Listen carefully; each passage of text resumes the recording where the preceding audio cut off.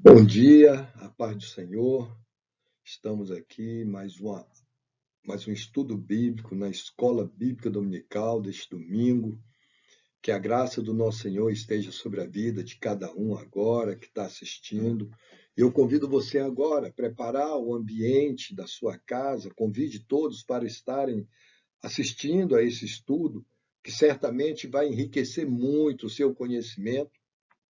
Nós estamos dando continuidade ao estudo da lição Poder, Cura e Salvação. E agora apresentaremos a lição número 8, que tem como título A Cura de Enéas e a Ressurreição de Tabita. Eu quero que você abra a sua Bíblia no livro de Atos dos Apóstolos, no capítulo número 9, nos versos 32 a 43. Esse é o texto sugerido pelo autor da revista, pelo comentarista, e nós vamos estar lendo esse texto e logo em seguida passando para o nosso versículo de memorização.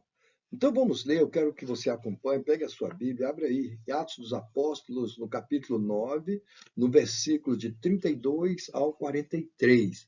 Diz assim o texto sagrado: E aconteceu que, passando Pedro por toda parte, veio também aos santos que habitavam em Lida, e achou ali certo homem chamado Enéas, jazendo numa cama havia 8 anos, o qual era paralítico.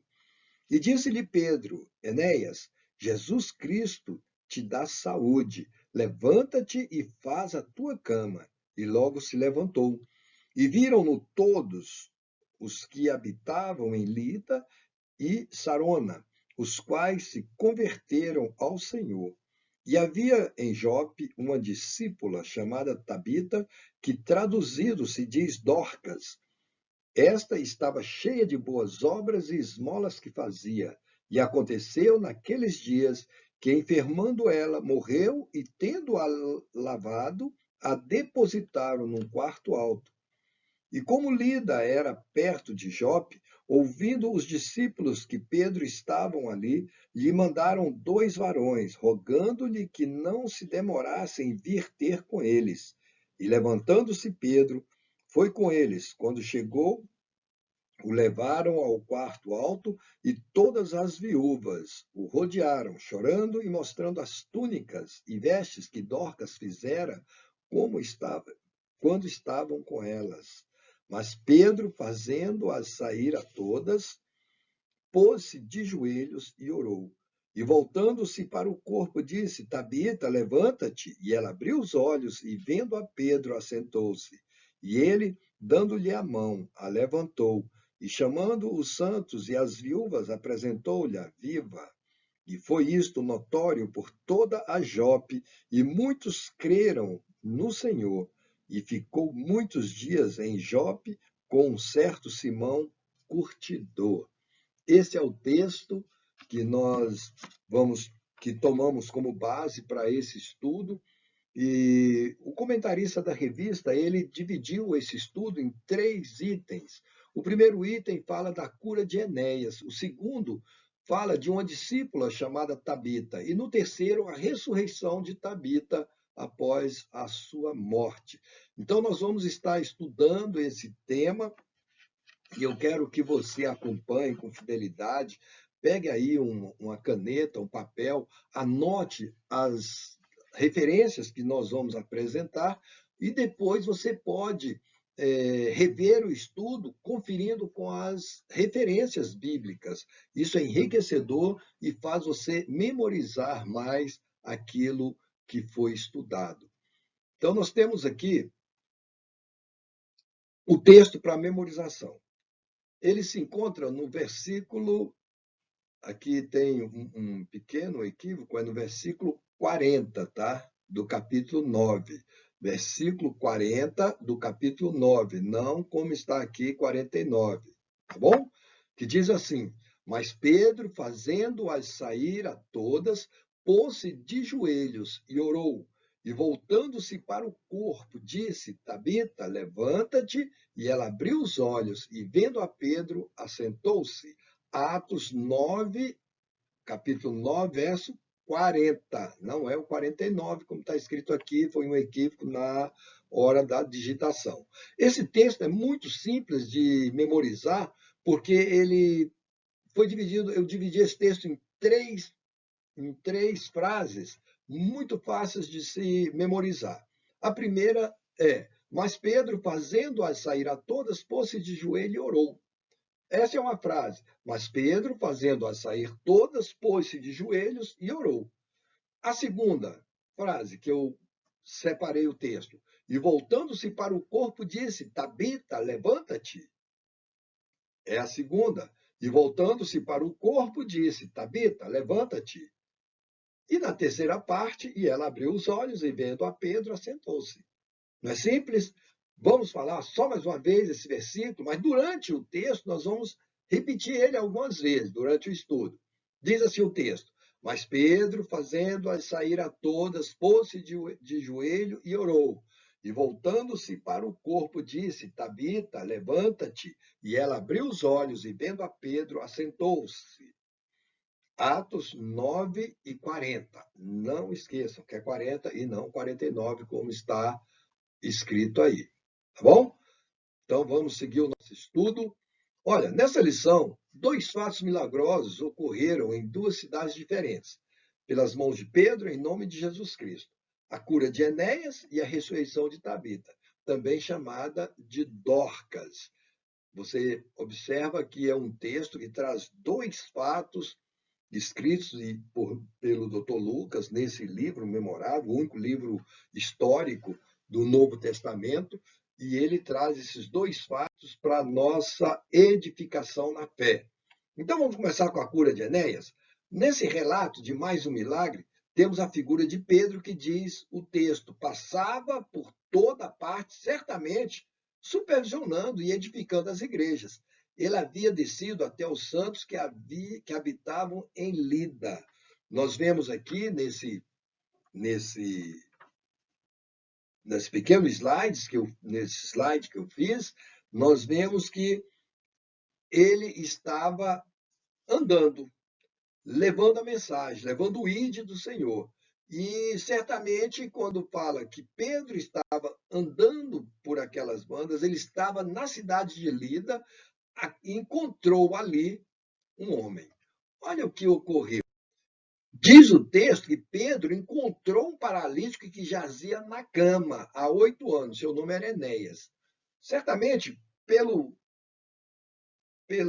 tipo da escrita desse texto, que diz que ele encontrou um certo homem, a gente infere que Enéas ele não era um servo de Deus. E também o texto não diz que ele pediu a cura ou pediu alguma coisa a Pedro. Simplesmente Pedro o encontrou e liberou a palavra profética sobre a vida dele. E ele, imediatamente, em nome de Jesus Cristo, ficou curado. Quando Pedro encontrou esse homem paralítico, disse a ele de forma contundente: Enéas, Jesus Cristo te cura. Levanta-te, arruma o teu leito. Não era por outro nome que um milagre poderia ser realizado. Não era pelo nome de Pedro ou de qualquer outro apóstolo, mas no nome de Jesus Cristo. E o que impressiona no texto é a forma contundente, a forma direta que Pedro fala com aquele homem, com uma confiança tal que ele não deixa dúvida. Né? Jesus Cristo te cura. Ele já colocou quem era o dono da cura em primeiro lugar. Então, quando ele diz, levanta-te, arruma o teu leito, ele está dizendo, olha, aquilo que te aprisionava, agora você tem um controle sobre isso. Então, quando você arruma o seu leito, era esse leito que te aprisionou por 8 anos. Agora você tem o domínio sobre esse leito, agora você pode arrumar esse leito, você pode carregar, pode conduzir, pode fazer o que você quiser, porque agora você tem um domínio sobre ele. Ele não mais te domina. A ordem do apóstolo Pedro era para Enéas levantar-se e fazer a sua cama. Este homem ele jazia sobre aquele leito havia 8 anos. Ele vivia impotente, sem poder levantar-se. Agora, porém, ele estava curado. E aquele ato de fazer a cama iria demonstrar publicamente que aquilo que o detinha estava agora sob seu controle. Eu quero crer que aquele homem ficou maravilhado. A Bíblia não fala mais sobre ele, só fala parte daí, agora começa a falar de um outro milagre acontecido numa cidade vizinha, 15 quilômetros, retirado dali, de Lida. E tem aqui uma pequena pergunta que leva-nos a pensar. Pense, por que é que muitas vezes nos sentimos tão entregues a situações que achamos que não tem mais solução? Muitas vezes nós nos encontramos em um beco sem saída, que você olha para um lado, olha para o outro, você não vê saída. E você fala, olha, não tem mais solução. Para mim, acabou. Não tem mais jeito. Eu já estou com a idade avançada, ou eu já tentei todas as maneiras e não consigo sair da situação, agora é me acomodar. Olha, você pode até acomodar com o sofrimento por um longo tempo. Mas Jesus ainda tem o mesmo poder para nos restaurar física, emocionalmente, espiritualmente. Eu imagino que aquele homem, 8 anos, preso a um leito, sem poder caminhar, totalmente paralisado, ele não tinha mais esperança. Mas Jesus Cristo, através de Pedro, Pedro só foi o instrumento usado por Cristo, levantou aquele homem. Por isso eu quero profetizar na sua vida também, você que se encontra manietado agora, amarrado, você que se encontra preso. Qual é o leito que te prende? Acaso são os sofrimentos? É alguma enfermidade? Acaso é na sua área emocional? Ou espiritualmente você está preso e não consegue desenvolver espiritualmente, não consegue colocar fé em ação? Eu quero profetizar na sua vida agora libertação. Eu quero repetir as palavras que Pedro contundentemente falou. Enéas, Jesus Cristo te cura. Levanta agora e arruma a sua cama. Eu quero dizer para você agora, levanta. Levanta desse seu marasmo. Levanta desse seu paradão aí, levanta, arruma sua cama, porque agora você tem domínio sobre aquilo que estava te dominando. Eu quero profetizar agora vitória para você, assim como Pedro, com uma palavra profética, com uma contundência sem igual, fala para Enéas, 8 anos paralisado, eu quero também falar com você agora. Levanta. Jesus, neste momento, está mudando a sua vida. Receba essa palavra, pois é com fé e é com coragem que eu posso dizer, em nome de Jesus, levanta desse seu marasmo. Seja vencedor. Cristo te criou para ser vencedor. Ele te chamou e está te chamando agora para que você seja vencedor. Saia desse marasmo em nome de Jesus. No mesmo capítulo 8, após esse maravilhoso relato da cura de Enéas, o texto vai informar mais um acontecimento extraordinário. Esse se deu em Jope, onde é hoje em dia a moderna cidade de Jaffa, porto marítimo, mais próximo de Jerusalém. Essa cidade ela se achava a uma distância de 15 quilômetros aproximadamente de Lida. Nessa cidade havia uma discípula chamada Tabita, que traduzido se diz Dorcas. Esta estava cheia de boas obras e esmolas que fazia. Está no verso 36 do capítulo 8, né, do capítulo 9. Ambos os nomes significam gazela. Tanto Tabita como Dorcas significa gazela. Essa palavra ela era usada como símbolo de beleza e graciosidade. Mas a beleza dessa mulher não era necessariamente devida à sua aparência física, mas sim era demonstrado através do amor que ela exercia, da caridade que ela fazia. Nós vemos que ela era uma serva do Deus Altíssimo, uma mulher de uma integridade tremenda, uma mulher que era conhecida na cidade, todos admiravam o amor que ela exercia sobre, principalmente, as viúvas da cidade. Como qualquer outra pessoa, os discípulos e discípulas de Jesus também passa por provações.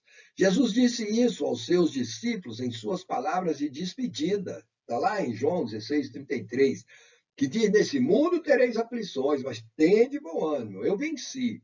Nesse caso, Tabita adoeceu, o que a levou às últimas consequências, que foi a morte. Então, nessa enfermidade de Tabita, quantos de nós, muitas vezes, estamos enfermos e queremos culpar o Senhor, mas eu fiz tanto. Não, não. Quando Deus nos chamou, nós estamos sujeitos a todas essas intempéries, mas nós temos um consolador, nós temos um em quem podemos confiar. E se for a vontade de Deus, para a glória de Deus, ele até permite que sejamos lançados na fogueira, mas ele não permite que o fogo nos queime. É isso que aconteceu aqui. Lembra da morte e da ressurreição de Lázaro? Também Cristo, quando recebeu a notícia, Maria mandou a notícia para Cristo e mandou chamá-lo. Olha, vem aqui, o teu amigo Lázaro está enfermo. E Cristo demora mais alguns dias, e quando ele volta naquela cidade, em Betânia, Lázaro já havia morrido, já havia alguns dias de sepultado. Mas Cristo disse: isso é para que manifeste a glória de Deus. Então, se for para a glória de Deus, tudo pode acontecer. E tudo que Deus faz é perfeito e é melhor. E tudo tem um propósito definido. Olha só, nos dias de hoje, a trágica teologia da prosperidade vai dizer que nós sofremos porque não temos fé. Se estivermos sem dinheiro, é porque não temos fé. Se ficarmos doentes, é porque não temos fé. Mas não é isso que a Bíblia diz. O fato de estarmos sem dinheiro, ou mesmo passando por dificuldades, estarmos enfermos, não quer dizer que não estamos na presença do Senhor, ou porque não temos fé. Jesus disse que ele mesmo não tinha onde nem reclinar a cabeça. E ele, que era Deus, 100% Deus, não tinha onde reclinar a cabeça. E nós, míseros pecadores, ele nunca pecou. Foi tentado, mas nunca pecou. E não tinha onde reclinar a cabeça. E nós? Vamos reclamar de quê? Né? Mas tem essa trágica teologia aí que tem levado muitos a bancarrotas. Olha só, os discípulos de Jesus em Jope ouviram falar que Pedro estava em Lida. Certamente já também ouviram falar do milagre que Cristo havia feito lá da cura de Enéas. As pessoas que conheciam Dorcas não hesitaram em buscar Pedro, que estava a uns 15 quilômetros dali, para encontrar-se com eles. Está lá no verso 38. Mesmo diante da morte, eles ainda criam que Pedro era um homem a quem o Senhor usava poderosamente. Como é lindo nós percebermos que muitas pessoas ainda creem que Deus usa os seus servos escolhidos. Diante de tanta interferência midiática, de tanta interferência da mídia escrita, televisiva, de tudo que vem ocorrendo para desmoralizar o evangelho, para envergonhar aqueles que são fiéis. Mas eu quero dizer para você, Deus é imutável, mesmo Deus que produziu aqueles milagres em Lida e em Jope, é o mesmo Deus que habita em mim, habita em você. E pode-se ainda, muitos ainda creem e acreditam que Deus usa-nos de uma forma especial para trazer cura, trazer consolo, trazer conforto às pessoas. Não desmoreça, não se envergonhe, porque Deus está conosco. Pensa bem, será que quando chegar o dia da nossa morte, nós seremos o tipo da pessoa cuja perda será profundamente sentida? Porque somos pessoas, não é isso? Cheias de boas obras? Será? Qual legado que você tem deixado? Qual legado que eu estou deixando? Como eu posso ter uma certeza de que eu vou ser lembrado pelas minhas boas obras? Olha, isso é muito sério. Temos que pensar sobre isso. Precisamos usar o tempo e condições que Deus nos deu para abençoar outras pessoas, porque é dando que se recebe. Quando Pedro chegou naquele ambiente fúnebre, fez com que todas as pessoas saíssem dali. O apóstolo ele não desejou ficar perto de pessoas que estavam apenas chorando, lamentando. Ele não queria transformar aquilo num espetáculo, mas apenas ele queria glorificar o nome do Senhor Jesus. Naquele momento, Pedro quis ver-se livre das pessoas que não contavam com o poder divino, pois ele dependia da graça que vem pela oração. Quando ele retira todas dali, de dentro daquele ambiente, é o nosso texto de memorização, mas Pedro, fazendo-as sair a todas, pôs-se de joelhos e orou. E depois, virando-se para o corpo, voltando-se para o corpo, disse: Tabita, levanta-te. E ela abriu os olhos e, vendo a Pedro, assentou-se. Esse é o nosso versículo. Você tem se juntado, tem se associado com pessoas que professam a mesma fé que você?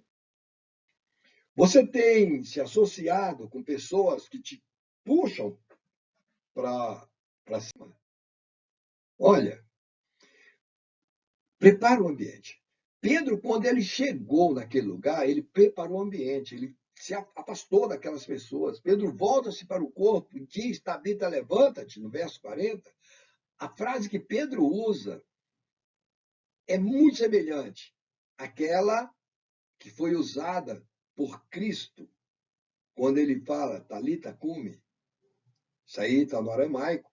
E o texto continua dizendo agora que ela abriu os olhos, vendo Pedro, assentou-se. E ele, dando-lhe a mão, levantou-a, chamando os santos e as viúvas, e apresentou-lhe a viva. Está no verso 41. Mas olha como ele usou as palavras até que Cristo havia usado na ressurreição da filha de Jairo. É impressionante como a palavra tem poder. Estude a palavra, use a palavra, que ela tem poder. Onde você proferir essas palavras, foram proferidas por Cristo, elas farão o efeito que você a direcionar. Certamente não vai voltar vazia. Esse milagre ele ficou conhecido por toda Jope. E muitos creram no Senhor. Esse milagre, assim como o de Lida, não era apenas um meio de fortalecer a fé dos discípulos e de ganhar crédito pela causa do cristianismo, mas muito mais foi para trazer convertidos, sinceros ao Senhor, de modo que a igreja era tanto edificada como aumentada. Muitas vezes nós questionamos por que não está acontecendo mais os grandes milagres que aconteciam no passado. Eu quero dizer para você, é por falta de levarmos a palavra com sinceridade. É por falta de santificação de nossas vidas. Nós estamos cercados de tanta corrupção que nós olhamos mais o que é negativo à nossa volta do que aquilo que nos edifica, aquilo que nos deixa mais edificados. Que esses dois milagres que ocorreram, e com essa personalidade que Pedro teve, essa organização que ele teve, esse afastamento de pessoas incrédulas, de pessoas que só lamentam, pessoas que são extremamente para baixo, que só puxa para baixo, que reclamam, que choram. Pedro, ele preferiu botar o joelho no chão e orar. E quando você faz isso, milagres acontecem. Quando você coloca o joelho no chão, milagres vão acontecer. E o grande milagre que vai acontecer é a sua salvação, é a sua cura, é a sua libertação. Creia, Deus tem muito a fazer por você e para você. Pense, você tem se cercado de pessoas crentes que o ajudam e o encorajam a crescer na fé? Eu tenho uma certa preocupação quando alguém cristão diz: olha, o meu melhor amigo nem crente é, mas eu confio. Eu quero dizer para você, porque onde anda a minha preocupação? Todos aqueles que não são controlados pelo Espírito Santo, eles se tornam ferramentas disponíveis nas mãos do nosso adversário. Porque ele não tem a defesa do Espírito Santo. Creia em mim. O que eu estou dizendo é certo, é verídico. Eu já vi crimes bárbaros e as pessoas que conheciam a pessoa diziam: gente, como é que ele fez isso? Eu conhecia essa pessoa, ele era tão tranquilo, era um cara que conversava com todo mundo, mas dentro dele ele foi estrupador, ele matou, ele esquartejou, ele era mau, perverso. Mas as pessoas muitas vezes não veem isso, porque isso só Deus conhece. Por isso, e aquela pessoa era uma ferramenta na mão do maligno. Talvez ele não tenha aquela índole nele, mas o maligno faz fazer determinadas coisas, perversidades, porque é uma ferramenta sem a presença do Espírito Santo, sem o controle do Espírito Santo. Então pense nisso. Pense nisso. Tá? Vê com quem você está se associando. Vê quem o cerca. O salmista diz no Salmo 1, bem-aventurado o homem que não detém no caminho dos pecadores, que não assenta na roda de escarnecedores. A palavra do Senhor é muito clara. Bem-aventurado, sorte tem aquele que não anda segundo o caminho dos ímpios, não detém no caminho dos pecadores, não assenta em roda de escarnecedores, livra-se desse mal. Busque santidade, para que Deus possa te usar como usou Pedro, que é o mesmo Deus. Ele só está esperando de mim e de você santidade, ousadia, para fazer os grandes milagres retornarem. Nós estamos em tempos difíceis, muito difíceis. E Deus quer te usar, Deus quer me usar. Nós temos de ter cuidado para que pessoas críticas e duvidosas não venham nos influenciar, que sejamos influenciadores de coisas boas e agradáveis a Deus, e não sejamos influenciáveis. Que Deus nos abençoe e nos dê santidade. Eu quero concluir falando uma certa crítica até construtiva para aqueles que ainda têm dúvidas sobre esse tema. Esses milagres eles não foram algo para enaltecer Pedro, como muito se vê atualmente, mas sim para que as pessoas crescem em Cristo. Aliás, o texto subsequente a esses milagres diz que Pedro, que foi canal por onde se deu o milagre, ficou ainda muitos dias em Jope. Mas ele não ficou em um hotel 5 estrelas. Ele nem ficou dando entrevista e tirando fotos como uma unanimidade. Não. Pedro ele ficou na casa de um profissional chamado Simão, cuja atividade era ritualmente imunda para Pedro. Um curtidor, alguém que convertia peles de animais em couro. Isso é bem diferente do que acontece com muitas estrelas gospel de hoje, que são tão badalados como se fossem estrelas de Hollywood. Cuidado com esses, porque quem tem que ser badalado é o nosso Senhor Jesus Cristo. Quem não vai nos decepcionar? Jesus Cristo. Quem está imune de pecado? Jesus Cristo. Quem produz milagres? Jesus Cristo. Eu não sou nada, você não é nada diante disso. Se Jesus não estiver em você, se o próprio Espírito Santo de Deus não atuar em você. Pense bem nisso. Pense bem nisso. Deus quer te usar. Deus quer me usar. Vamos buscar santidade. Vamos buscar mais e mais de Deus, porque Ele está esperando isso de mim e de você.